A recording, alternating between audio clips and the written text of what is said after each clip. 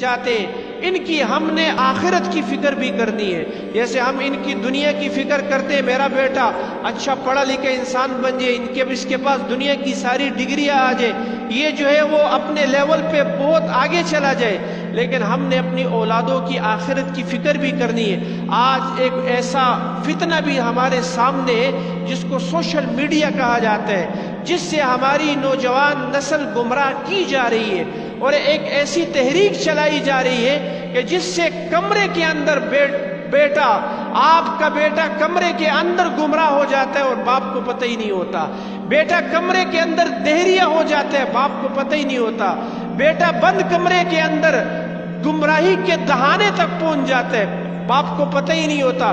پھر وہی بیٹا باپ کے خلاف بھی کھڑا ہوتا ہے، دین کے خلاف بھی کھڑا ہوتا ہے، رسول اللہ صلی اللہ علیہ وسلم کے دشمنوں کی صف میں بھی کھڑا نظر آتا ہے، اللہ کے دشمنوں کی صف میں بھی کھڑا نظر آتا ہے۔ کیوں کہ اس بچے کی خد و خال، اس کی تربیت بند کمرے کے اندر کس نے کی ہے؟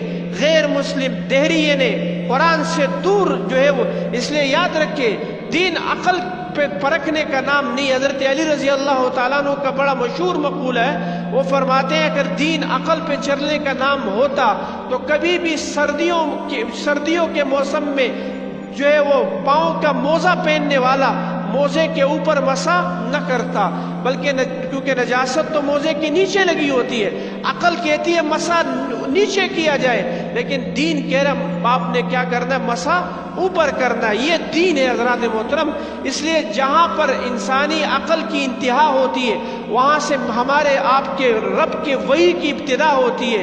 قرآن میں اللہ نے ہمیں صاف اور واضح بتا دیا، وَمَا يَنْطِقُ عَنِ الْهَوَىٰ إِنْ هُوَ إِلَّا وَحْيٌ يُوحَىٰ۔ میرا نبی، میرا حبیب یہ خواہش کی زبان نہیں بولتا، یہ جب بھی بولتا ہے یہ کیا بولتا ہے؟ یہ جو ہے وحی الہی بولتا ہے۔ اس لیے یہ ایک ایسا فتنہ جو ہمارے سامنے حقوق کے سامنے کی جو ہے وہ جنگ کے سامنے ہمارے سامنے آیا، اور وہ کہتے ہیں کہ بھئی جو حقوق مرد کو ملنے چاہیے وہی جو ہے وہ حقوق عورت کو ملنے چاہیے۔ حالانکہ اللہ نے قرآن میں مرد کو مرد کے حقوق دیے، عورت کو عورت کے حقوق دیے، رشتہ دار کو رشتہ دار کے حقوق دیے، ماں کو ماں کا حق دیا، بہن کو بہن کا حق دیا۔ قرآن کے اندر الحمدللہ بیت الخلاء سے لے کر بیت اللہ تک کی ساری زندگی موجود ہے۔ اگر ہم ہدایت لینا چاہتے ہیں تو قرآن سے بڑی کوئی کتاب ہدایت نہیں ہے۔ اس لیے آج آپ دیکھ لیں، سائنسدان جو بڑے بڑے تجربے کر رہے ہیں وہ بھی آج قرآن کے اندر تحقیق کر رہے ہیں، بغیر ایمان کے وہ قرآن کے اندر ریسرچ کر رہے ہیں، اور یہاں سے ترقی اپنے لیے ڈھونڈ کر آگے سے آگے بڑھ رہے ہیں۔ اس لیے قرآن صرف کل خوانی کے لیے نہیں پڑھا جا، قرآن کل فہمی کے لیے بھی ہے کہ ہم اس کو سمجھیں، اپنی زندگی کا اوڑھنا بچھونا بنائیں۔ کل خوانی کے لیے تو ہم نے قرآن پڑھ لیا، لیکن کبھی ہم نے اس کو فہمی انداز میں پڑھا، اس کو سمجھا کہ قرآن مجھ سے کیا مطالبہ کر رہا ہے، قرآن مجھ سے کیا طلب کر رہا ہے، قرآن مجھے کن چیزوں سے روک رہا ہے، قرآن میرے لیے کتنے راستے کھول رہا ہے، قرآن میری دنیا آخرت کی زندگی کتنی سنوار رہا ہے، قرآن میرے بارے میں کیا فیصلہ کر رہا ہے، قرآن مجھے کن چیزوں سے روک رہا ہے۔ حضرات محترم، چونکہ ہم قرآن سے دور ہیں، اور جب قرآن سے دور ہے تو پھر دہریہ میری نسل پہ حملہ کرے گا،